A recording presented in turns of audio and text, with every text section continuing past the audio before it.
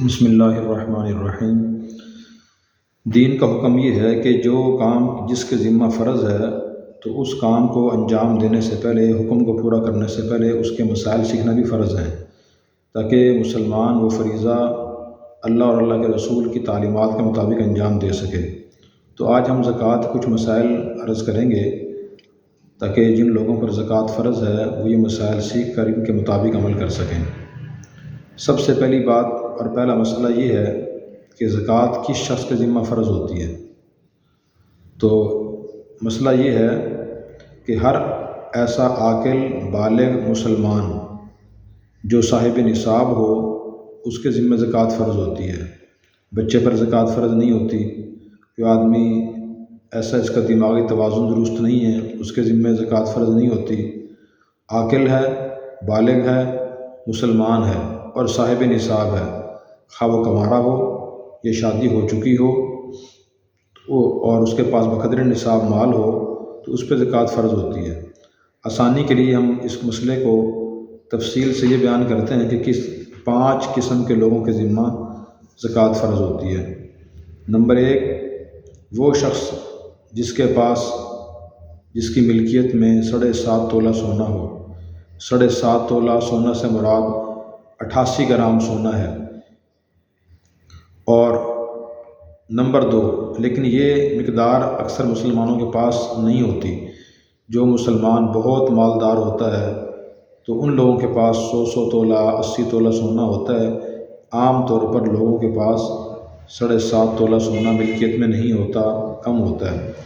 Number 2، وہ مسلمان مرد یا عورت جس کی ملکیت میں 52.5 تولہ چاندی ہو۔ 52.5 تولہ چاندی سے مراد یہ ہے کہ 613 گرام چاندی ہو، خواہ وہ ٹپے کی شکل میں ہو، زیورات کی شکل میں ہو، کسی بھی شکل میں ہو، اتنی چاندی ہو۔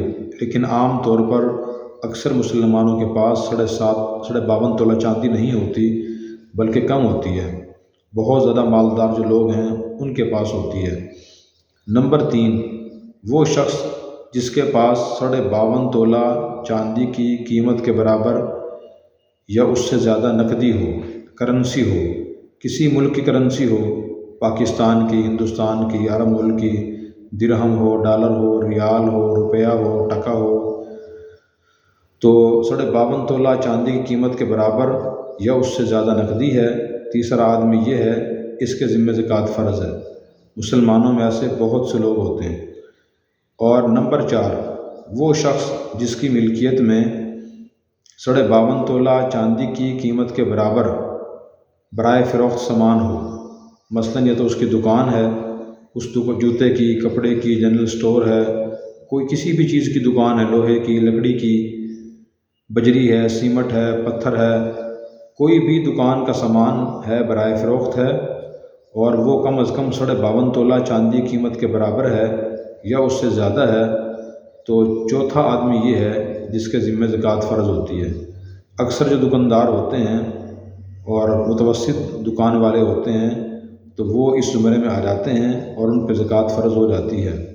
نمبر 5، اور 5واں مسئلہ بہت اہم ہے، یہ بہت توجہ سننے کا ہے۔ جس مسلمان کی ملکیت میں ان چیزوں میں سے 2 چیزیں ہوں یا 3 ہو، مثلاً کچھ سونا کچھ چاندی ہو، یا کچھ سونا کچھ چاندی کچھ پیسے ہوں، یا کچھ سونا ہو اور کوئی چیز برائے فروخت ہو، تو اس وقت پھر 7.5 تولہ سونا نہیں دیکھا جائے گا، نہ ہی 52 تولہ چاندی دیکھی جائے گی، بلکہ ان کی مجموعی قیمت دیکھی جائے گی۔ مثلاً ایک مسلمان کے پاس فرض کریں 1 تولہ سونا ہے اور 20 تولہ چاندی ہے۔ قیمتیں گھٹتی بڑھتی رہتی ہیں، اس لیے میں نے مثال عرض کی ہے۔ تو اگر 20 تولہ چاندی اور 1 تولہ سونے کی قیمت ہم ملا کے دیکھیں اور وہ 52.5 تولہ چاندی کی قیمت کو پہنچ جائے تو ایسے مسلمان کے ذمہ زکوٰۃ فرض ہے۔ یہ مسئلہ میں نے دوبارہ عرض کر رہا ہوں کہ یہ مسئلہ بہت اہم ہے۔ اکثر لوگوں کے ذہن میں خیال یہ ہوتا ہے کہ ہمارے پاس سونا تو ہے لیکن چونکہ 7.5 تولہ نہیں ہے، چاندی تو ہے لیکن 52 تولہ نہیں ہے، اس لیے ہم پہ زکوٰۃ فرض نہیں ہے۔ تو یہ بات درست نہیں ہے۔ اگر 2 چیزیں ہوں یا 3 چیزیں ہوں جن پہ زکوٰۃ فرض ہوتی ہے تو پھر ان کی قیمت دیکھی جائے گی اور اکثر خواتین کے پاس کچھ سونا ہوتا ہے جو انہیں شادی کے موقع پہ ملا ہوتا ہے والدین کی طرف سے یا سسرال شوہر کی طرف سے، تو ان کی قیمت دیکھیں گے۔ اگر ان کی قیمت 52.5 تولہ چاندی کی قیمت کے برابر ہو تو پھر ایسے ہر مرد ہر عورت پر زکوٰۃ فرض ہے، بشرطے کہ ملکیت اس کی ہو۔ اگر عورت کو جہیز میں سونا ملا ہے، زیورات ملے ہیں ماں باپ کی طرف سے یا شوہر کی طرف سے، لیکن اس نے شوہر کے پاس رکھوائے ہوئے ہیں، بھائی یا والدین کے پاس یا بیٹے کے پاس امانتاً رکھوائے ہوئے ہیں، اس نے بینک میں رکھوائے ہوئے ہیں، وہاں سے قرض لیا ہوا ہے، تو چونکہ مالک یہ عورت ہے یا کوئی مرد مالک ہو تو چونکہ ملکیت ان کی ہے تو اس لیے ان زیورات پر زکوٰۃ فرض ہوگی۔ ملکیت، اور ملکیت بھی ہر ایک کی علیحدہ اعتبار ہے۔ شوہر کی ملکیت شرعی لحاظ سے علیحدہ ہوتی ہے، بیوی کی ملکیت علیحدہ ہوتی ہے۔ اگر بیوی کے پاس اتنے زیورات ہیں جن پہ زکوٰۃ فرض ہوتی ہے تو بیوی پر زکوٰۃ فرض ہے۔ اگر شوہر کے پاس بقدر نصاب مال ہے، اموال زکوٰۃ ہیں، تو اس کے ذمہ زکوٰۃ فرض ہے۔ ہر ایک کی علیحدہ ملکیت کا اعتبار ہے۔ تو ایک مسئلہ تو یہ ہوا کہ زکوٰۃ کس پر فرض ہوتی ہے، تو ہم نے عرض کیا 5 قسم کے لوگوں پر زکوٰۃ فرض ہوتی ہے۔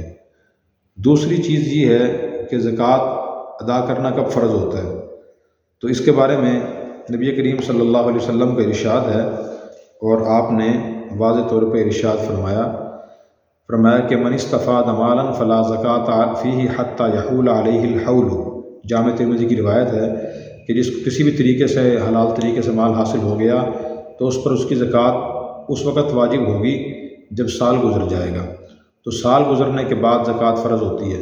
مثلاً ایک آدمی نے دکان بنائی اور اس دکان میں اس نے 10 لاکھ روپے کا مال ڈال دیا، اور اس نے دکان بنائی فرض کریں 1 شعبان کو، تو اگلے سال 1 شعبان کو اس پر زکوٰۃ فرض ہو جائے گی، بشرطے کہ نصاب کے برابر مال ہو اور مال کم نہ ہوا ہو، اس نے دکان ختم نہ کی ہو، یہ مال 10 لاکھ سے بڑھ گیا ہو، یعنی نصاب کم سے کم نصاب سے بڑھ گیا ہو، یہ نصاب کے برابر ہو، تو اس پر زکوٰۃ اگلے سال 1 شعبان کو فرض ہو جائے گی۔ اسی طرح کسی عورت کی شادی ہوئی اور اس کو والدین کی طرف سے شوہر کی طرف سے زیور مل گیا، اور فرض کریں کہ 1 ربیع الاول کو اس کی شادی ہوئی ہے اور اس کے پاس اس کی ملکیت میں زیور آ گیا، تو اگلے سال 1 ربیع الاول کو اس پر زکوٰۃ فرض ہو جائے گی۔ یہ غلط فہمی ہمیں دور کر لینی چاہیے کہ لوگ سمجھتے ہیں کہ شاید رمضان مبارک میں ہی زکوٰۃ فرض ہوتی ہے اور رمضان میں ہی زکوٰۃ ادا کرنا ضروری ہے۔ ایسا نہیں ہے۔ قمری سال کی جس تاریخ کو جس مرد عورت کی ملکیت میں بقدر نصاب مال آ گیا تو اگلے سال اس تاریخ کو اس پر زکوٰۃ فرض ہو جائے گی۔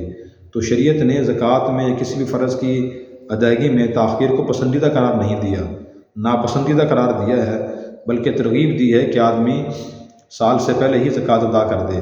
حضرت علی سے روایت ہے کہ حضرت عباس رضی اللہ تعالیٰ عنہ نے سأل رسول اللہ صلی اللہ علیہ وسلم فی تعجیل صدقتہ قبل ان تحل فرخص له فی ذلک۔ جامع ترمذی اور سنن نبی داود، ابن ماجہ اور دارمی کی حدیث ہے کہ حضرت عباس رضی اللہ عنہ نے نبی پاک صلی اللہ علیہ وسلم سے مسئلہ پوچھا تھا، کیا میں زکوٰۃ سال پورا ہونے سے پہلے زکوٰۃ دے سکتا ہوں؟ تو آپ نے فرمایا کہ جی ہاں، آپ زکوٰۃ دے سکتے ہیں۔ اس لیے اگر سال پورا ہونے سے پہلے ہی کوئی مستحق آپ کے علم میں ہو تو کوئی سامنے آ جائے، ضرورت کا اظہار کرے مستحق ہو، تو پہلے ہی زکوٰۃ دے دینی چاہیے تاکہ اس کی ضرورت پوری ہو جائے۔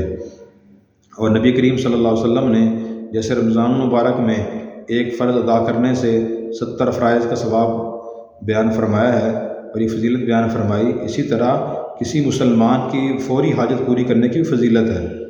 آپ نے ارشاد فرمایا کہ واللہ فی عون العبد ما کان العبد فی عون اخیہ، جب تک بندہ بندے کی مدد کرتا رہتا ہے اللہ تعالیٰ اس کی مدد کرتے رہتے ہیں۔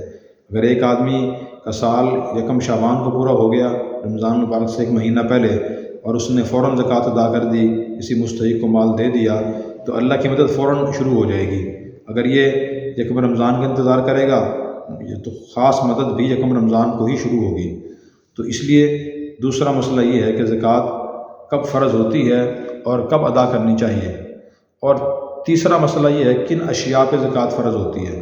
لوگ پوچھتے رہتے ہیں میرے پاس 2 موبائل ہیں، میرے پاس 2 گاڑیاں ہیں، 2 موٹر سائیکل ہیں، میرے پاس 2 مکان ہیں، میری دکان بھی ہے، میری مارکیٹ بھی ہے، میں نے گھر میں جہیز کا سامان بھی رکھا ہوا ہے، تو ان پہ زکوٰۃ فرض ہے یا نہیں ہے؟ تو یہ سن لیں کہ زکوٰۃ صرف 3 چیزوں پر فرض ہوتی ہے۔ نمبر 1 زیور، سونا اور چاندی، ان پہ زکوٰۃ فرض ہوتی ہے، خواہ وہ زیور عورت استعمال کرتی ہو یا استعمال نہ کرتی ہو۔ بعض عورتوں کے ذہن میں یہ غلط فہمی ہے کہ زیور تو استعمال کی چیز ہے تو اس پہ زکوٰۃ کیسے فرض ہوگی؟ تو اس کے بارے میں ایک واضح حدیث ہے، ان امرأۃ اتت النبی صلی اللہ علیہ وسلم بابنۃ لها فی ید ابنتها مسقطان غلیظتان من ذهب فقال اتعطین زکاة هذا قالت لا قال ایسرک ان یصورک اللہ بہما یوم القیامۃ سوارین من النار فخلعتهما فالقتهما الى النبی صلی اللہ علیہ وسلم وقالت ہما للہ ولرسولہ۔